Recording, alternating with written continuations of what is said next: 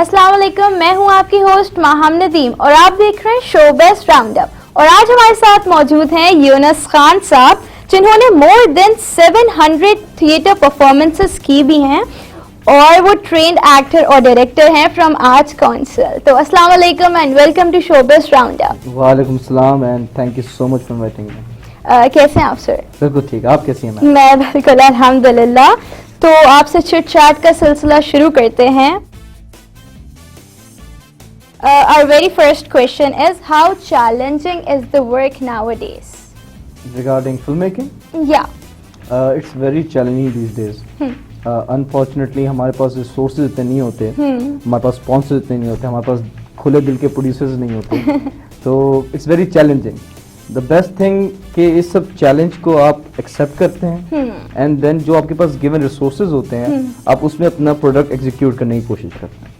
ठीक है, तो आप करंटली अभी कोई काम कर रहे हैं और आपको मुश्किलात लाइक पेश आ रही होंगी, बिकॉज ऑब्वियसली लॉकडाउन और ये सारी चीज़ें, तो उसके हवाले से थोड़ा सा बता दीजिए। लॉकडाउन एक अल्लाह का अज़ाब आया हम पे। अभी भी है कि सुधर जाएं हम लोग, ईमानदार हो जाएं, लेकिन मुश्किल काम है। लेकिन लॉकडाउन के बाद बहुत प्रॉब्लम्स हुई हैं। पहले अगर हम किसी से फेवर लेना चाहते भी थे, मतलब फॉर एग्जांपल रिगार्डिंग ENG या पोस्ट पे कुछ भी, तो वो कर देते थे बिकॉज ऑलरेडी उनके पास काम था। बट नाउ डेज आप किसी भी फेवर लेते हैं, बोलते हैं तुम्हें खुद पता है लॉकडाउन है, हालात हैं, कोरोना है, तो मुश्किल हो जाता है। बट हम लोग कोशिश करते हैं कि जो भी हमारे पास लिमिटेड रिसोर्सेज या फाइनेंशियल्स इन्वॉल्व हैं उसमें मैनेज करें। ठीक है। तो मीडिया साइंसेस अभी रिसेंटली पाकिस्तान में आया है, तो like how was your journey? आपने कैसे स्टार्ट किया? How was your experience? Like media sciences इतना रिसेंट भी नहीं है जितना आपने कहा, काफी टाइम हो गया इसको भी, बट लोगों को पता नहीं था। ये मेरे ख्याल से 2010s के बाद ज्यादा लोगों को पता चला। फिल्म मेकिंग मीडिया साइंसेज से बड़ा रिलेटेड, बट लोग बहुत सारे पढ़ने के बाद जॉबलेस हैं। द थिंग इज कि I did not take any formal training from any institute regarding film making. I am a self trained person और सेल्फ टॉट हूँ मैं। यूट्यूब अकेडमी है, बहुत बड़ी अकेडमी, तो वहाँ से मैंने पढ़ा है। एंड फिर जो भी मैं थिएटर पढ़ाता भी हूँ, मैं फिल्म मेकिंग भी पढ़ाता हूँ स्टूडेंट्स को। मैं उनको ये बोलता हूँ कि जितनी भी थ्योरी है, pardon my French, is bullshit. आप जो सीखते हैं that is on the floor, आप सेट पे सीखते हैं, और वो है कि आप जितना अपने आप को ओपन रखेंगे, ऑब्जर्वेशन रखेंगे, the way to succeed is that. बिल्कुल। सो हमारी इंडस्ट्री ज़्यादातर क्लीशे कंटेंट क्रिएट कर रही है, so what do you think हमारा फ्यूचर कहाँ होगा? हम कैसे कंटेंट हम आगे प्रोड्यूस करेंगे? क्या चीजें होंगी? आपका ये क्वेश्चन भी बड़ा क्लीशे है। ये अभी से नहीं, जब मैं पढ़ रहा था तब से ये सुन रहा हूँ मैं। सास बहू, ये टीवी ड्रामा, ससुर को बहू से प्यार हो गया, बहू को ससुर से प्यार हो गया, तो ये चीजें हैं और ये होती रहेंगी। The reason is audience, what I believe, कि अगर लोग देखेंगे तो वो बनती रहेंगी। अब एक ड्रामा है ऐसा सॉरी कोई ड्रामा है ऐसा जिससे फैमिली कॉन्फ्लिक्ट दिखाते हैं, सास बहू को, जो भी है, ऑडियंस देख रही है ना। अब वो जो तुर्की का सीरियल है तुर्गाल, if I am pronouncing it right, वो चीज वो भी तो लोग देख रहे हैं। हमारा ऑडियंस का इशू है कि हमें जो भी देते हैं, अगर हम we are given bad stuff, we are absorbing it, we are consuming it. तो अगर आप ऑडियंस को, लेकिन टेस्ट चेंज होता है, आहिस्ता आहिस्ता चेंज होता है, तो वो है कि आप अच्छा अच्छा कंटेंट बनाते रहें तो चीजें होती रहती हैं। और इट्स अ फैक्ट, पूरी दुनिया में इंटरनेशनल में एक ट्रेंड होता है एक पर्टिकुलर टॉपिक पे, तो ये ऐसा ऐसा खत्म होगा। कब खत्म होगा ये किसी को नहीं पता, लेकिन ये खत्म होगा एक टाइम पे आके। ठीक है, चलिए इसी के साथ हम लेते हैं एक छोटा सा break. We will be right back after a short break.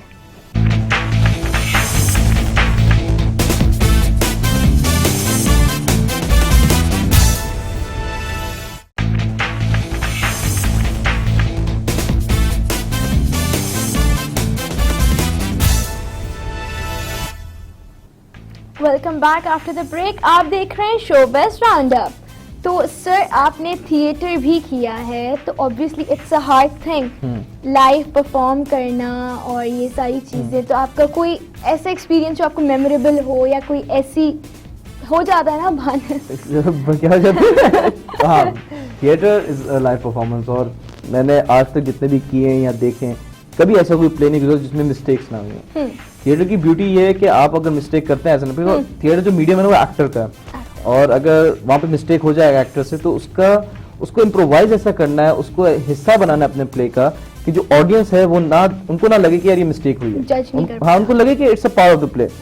तो बहुत सारे हैं, मुझे एक याद आ रहा है कि एक दफा क्या हुआ, we were doing a play in Faisalabad Nusrat Fateh Ali Khan auditorium में, and it was a branded sponsored event. तो हम परफॉर्म कर रहे हैं एंड एक था सीन जिसमें हम स्टेज होता है उस पे आके बैठ जाते हैं, तो मेरे साइड पे लड़की है, उधर एक लड़का है, तो उसमें मैं एक शाहरुख खान का इंस्पायर्ड कैरेक्टर था वो, मतलब बहुत इंस्पायर्ड है उस कैरेक्टर से। तो मैं उसको हमेशा, मैंने कराची में कोई 50-60 शोज किए थे, तो मैंने बोला कि तुम्हारी बात मुझे समझ नहीं आ रही काका किरण। अब ये लाफ्टर था, मुझे पता था कि इधर लाफ्टर आता था। तब फैसलाबाद में हम शो कर रहे हैं तो एक इतनी बड़ी क्लैप आई कि वो क्लैप बजती जा रही है।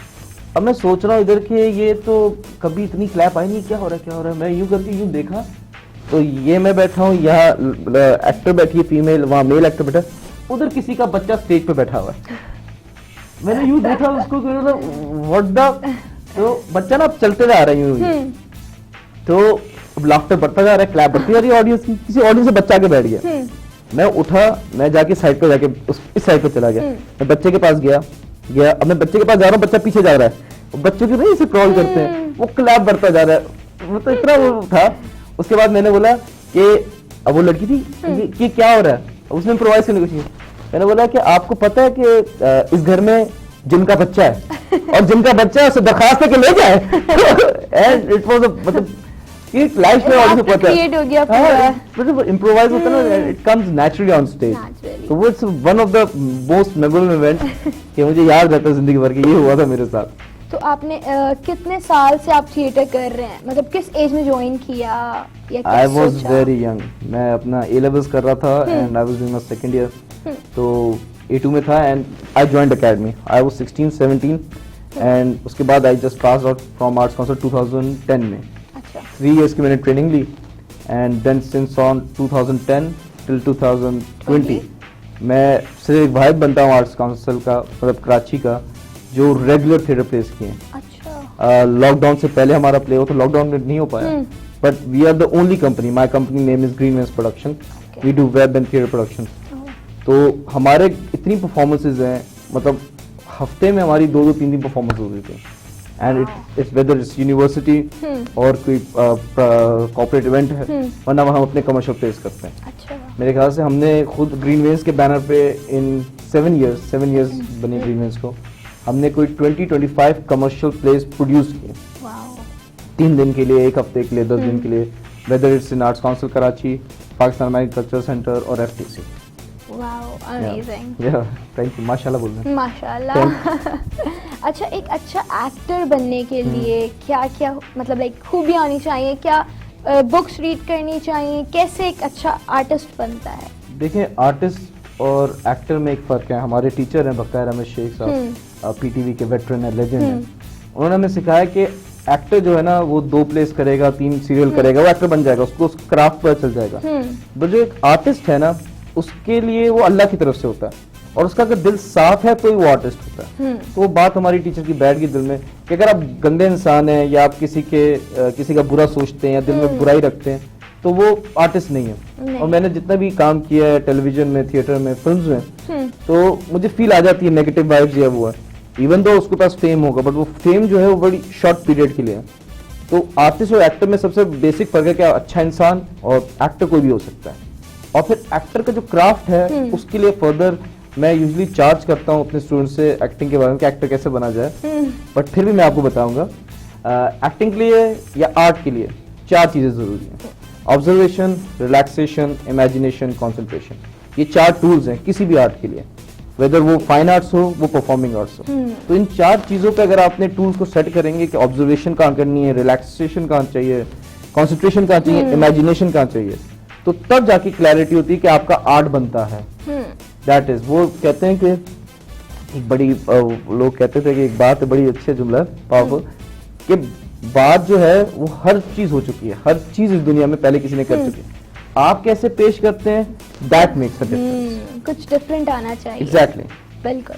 तो हमारा माशरा इस फील्ड को एक्सेप्ट नहीं करता, नेगेटिव वाइब्स देते हैं, नेगेटिव कमेंटिंग करते हैं, तो आपको क्या लगता है कब लोग इस चीज को भी एक पॉजिटिव वे में लेंगे कि नहीं ये एक नेचुरल चीज होती है? मैं आपको बताता हूँ, मैं I was born in Saudi Arabia, I was brought up there, फिर दुबई गए, अबू तो वहाँ चले गए, लंदन चले गए, वहाँ चले गए। I came to Pakistan at the age of 13, even though मेरे पेरेंट्स सऊदी अरब में रहे हैं, इधर रहे हैं, but they never forced any religious thing on me, उन्होंने कभी फोर्स नहीं किया। थैंक्स टू माई पेरेंट्स, वो थोड़ा सा मेरा दिमाग खुल गया इस बारे में। तो जो रिलीजन है उस पर डिस्कस नहीं करता मैं, बट जस्ट कह रहा हूँ कि एक्सेप्टेंस जो सोसाइटी में है, वो बर्दाश्त वो आहिस्ता आहिस्ता आ रही है, बट कहीं ना कहीं वो एक्सट्रीम पे चली जाती है, फिर नीचे हो जाती है। अब फॉर एग्जांपल है टिकटॉक, तो अब हर बंदे के पास टिकटॉक है, वो एंजॉय कर रहा है किसी को डांस करते हुए या कुछ भी करते हुए, वो शायद अपनी बेटी को अलाउ ना करे ये करते हुए, या वो कोई अब रिक्शा वाला है वो देख रहा होगा टिकटॉक, डांस देख रहा, तो वो जो एक हम लोग ड्यूल पर्सनालिटी है ना, हिपोक्रेट है। अगर ये सोसाइटी हटेगा तो सब चीजें स्मूथ चलेंगी। बिल्कुल, कि मैं आपको देखूंगा लेकिन मैं किसी को अपनी बहन को देखने नहीं दूंगा। मतलब जो भी एग्जांपल दे रहा हूँ मैं इसको कि नहीं बुर्का करो, नहीं सर पे दुपट्टा रखो, बिल्कुल ऐसी ये चीज सबसे बड़ी। तो इंटरनेशनल कंटेंट, हॉलीवुड, बॉलीवुड, ईरानी और चाइनीज लोग मतलब बहुत तेजी से तरक्की कर रहे हैं, अच्छा कंटेंट बना रहे हैं, उनके ड्रामास हिट पे हिट जा रहे हैं। तो आपको क्या लगता है हमारी इंडस्ट्री कब ये अडेप्ट करेगी, कब अच्छे कंटेंट्स आएंगे? देखिए हमारी टीवी इंडस्ट्री लॉकडाउन से पहले तो बूम में थी, ठीक है, फिर भी थोड़ा सा बैड फेज आया, बट स्टिल पूरे दुनिया में पाकिस्तानी जो है वो सर्वाइव कर रहे हैं बिकॉज ऑफ कि हमारा लॉकडाउन कम है, सख्ती नहीं है इतनी। बट हैविंग सेड दैट, जो बॉलीवुड है या हॉलीवुड है, उनकी भी मूवीज को लोग अब टेस्ट चेंज हो चुका है वहाँ पे। जो कमर्शियल एस्पेक्ट की मूवीज हैं वो 100 में से कोई 2 या 4 चल रही हैं, बट जो आर्टिस्टिक फिल्म बन रही है, जो रियलिटी बेस्ड बन रही है, कोई सब्जेक्ट पे बन रही है, उसकी कदर हो रही है सिनेमाज में। सिनेमाज अब पता नहीं खुले कि नहीं खुले वहाँ पे। When it comes to Hollywood, that is beyond everything, क्योंकि हॉलीवुड जो है ना सिर्फ इंडियंस को नहीं रखा हुआ उन्होंने हर कौम से, हर मुल्क से बंदे को एक्सेप्ट किया हुआ है। वो अपनी एनर्जीज लेकर आता है, वो अपने थॉट प्रोसेस लेकर आता है। मैं आपको एग्जांपल देता हूँ, मैं हर किसी को, अपने स्टूडेंट्स को भी देता हूँ। 100 फिल्म देखी आपने? नहीं। You should go and watch. ये एक बाथरूम में पूरी फिल्म है, अच्छा, ठीक है। इसके 7 पार्ट्स आ चुके हैं। 2 ऑस्ट्रेलियन लड़के जिनके पास पैसे नहीं थे to make a film, feature film, उनके पास थोड़े से पैसे थे, वो चले गए हॉलीवुड, यूएस चले गए। उन्होंने एक $35,000 में, या मेरे ख्याल से $3,500 में, I am not able to remember it precisely, तो उस पैसों में उन्होंने एक मतलब जितना बना सकते थे उसको यूज करके उन्होंने एक फिल्म बनाई 35 मिनट्स की। वो दिखाई एक प्रोड्यूसर को, उन्होंने बोला ठीक है इसको फुल फ्लेज फिल्म बनाओ फीचर, मैं इस पे फंडिंग करता हूँ। That film saw release. वो आपने देखा कि बंदा बाथरूम में बंदा होता है, फिर दूसरा वो मारता है, ये क्लिप्स अक्सर वायरल होते हैं इसके। तो वो फिल्म तब रिलीज हुई, it made like 200% of its production cost. उसके बाद उसका सॉ 2 आया, 3 आया, 4 आया, 5 आया, 6 आया, क्योंकि वो 7th उसकी सीरीज आ गई, क्योंकि कुछ नया था, थॉट था ना, यंग थे, पैशनेट थे, उन्होंने बोला हमें दिखाना है। तो वो एक Hollywood next level, that is the reason कि वहाँ पे एक्सेप्टेंस है सबको। वहाँ पे हमारे पाकिस्तानी एक्टर भी हैं, दूसरे इंडियन एक्टर्स भी हैं, but they are getting work, they are getting that thing that they deserve. Unfortunately हमारे में या साउथ एशियंस आप देख लें तो वो एक लॉबी आपने देखा होगा बड़ा, ये जो चल रहा है, जो इंडियंस आपस में कर रहे हैं कि नो टू राजा का बेटा राजा नहीं बनेगा, अब राजा का बेटा वही बनेगा। तो वो nepotism, exactly, I was missing the word, ये खराब करती है। हमारे मुल्क में स्टार्स ही नहीं इतने, तो उनके बच्चे को क्या काम से काम मिलेगा। तो ये है। चलें, एक कंसर्न पैसा भी है, तो आपको लगता है कि पाकिस्तान में फिल्म बना के आप पैसा कमा सकते हैं? देखिए, I am trying to produce web series या, हाँ मैं पहले फीचर फिल्म की बात, I am trying to produce my own film for like 3-4 years. वो फिल्म मैंने उस प्रोसेस, पहली जो अपनी फिल्म लिखी थी उसके प्रोसेस में फिर बहुत सारे मैंने डायरेक्टर्स के लिए लिखी फिल्म, वो अंडर प्रोडक्शन है, कुछ अभी प्री प्रोडक्शन पे। बट फिल्म जो है आपकी, आई से कि स्मॉल बजट, हम लोग उस फेज में नहीं है, हमारे पास सिनेमाज नहीं है, हमारे पास डिस्ट्रीब्यूटर्स नहीं है। मेरे ख्याल से 1700 या 600 1800 या 1700 हमारे पास सिनेमाज हैं, if I am not wrong. तो उससे आप रिलीज नहीं कर सकते पैसे 10 करोड़ की फिल्म बना के, you can't cover up your cost. But when it comes to a small budget film, तो इट हैज द चांस कि वो अपने बजट से ज्यादा कमाए। देखो ज्यादा कोई 100 करोड़ नहीं कमाए, वो अगर 5 करोड़ भी कमाती है लेकिन आपके बजट से 200 या 3% उसने प्रॉफिट जनरेट किया हो, तो वो रीजन है। When it comes to web series, YouTube है जो आपको पैसे देता है, बट क्लिक रेट, मेरा खुद का चैनल है यूट्यूब का, पाकिस्तान से क्लिक का इतना नहीं है। मेरी अक्सर जो अच्छी वीडियो वायरल होती है that is usually from the पड़ोसी मुल्क, अच्छा या फिर यूएस यूके, जो 5-6 स्टेट्स हैं जहाँ से आपके क्लिक रेट अच्छा है। तो हम लोग जो पैसे वहां से जनरेट करते हैं दैट इज यूट्यूब जो आपको देता है कि आप अपनी प्रोडक्शन करें, हम पैसे दे रहे हैं। नाउ एक लेवल ऊपर नेटफ्लिक्स या अमेजोन या कोई भी ऐप बेस्ड सीरीज जो भी होती है, क्योंकि अब तो सब नेटफ्लिक्स पे जा रही हैं, अमेजोन पे। पाकिस्तान में रीजन ये है ना, हमारा जो बैन कल्चर है ना, ये बड़े बड़े मल्टीनेशनल्स को नहीं कर सकता। बिल्कुल। अब नेटफ्लिक्स इंडिया में प्रोड्यूस करता है, उसकी कॉस्ट इतनी है, वही चीज अगर वो पाकिस्तान में प्रोड्यूस करेगा वो हाफ से भी हाफ में मिलेगा। यहाँ पे हम सबके बहुत पैसे होंगे बट उनको बहुत कम पड़ेगा। उनको बहुत वो प्रोडक्शंस करना चाहते हैं बट वो डरते हैं कि अगर हमने इतनी इन्वेस्टमेंट की बिलियंस ऑफ डॉलर्स की और कह दिया कि भाई नेटफ्लिक्स बैन है, तो फिर नेटफ्लिक्स कहाँ जाएगा? यूट्यूब नहीं खुल रहा, कोई मुझे नहीं लगता कि हमारा कोई कंपनी, बड़ी कंपनी हो इंटरनेशनल जो पाकिस्तान में किसी ने अपना ऑफिस खोला हो, ये प्रॉब्लम है। इसी के साथ हमारे शो का वक्त खत्म हुआ जाता है। आपसे अगले एपिसोड में गपशप का सिलसिला जारी रखेंगे। मुझे माहम नदीम को दीजिए इजाजत। अल्लाह हाफिज।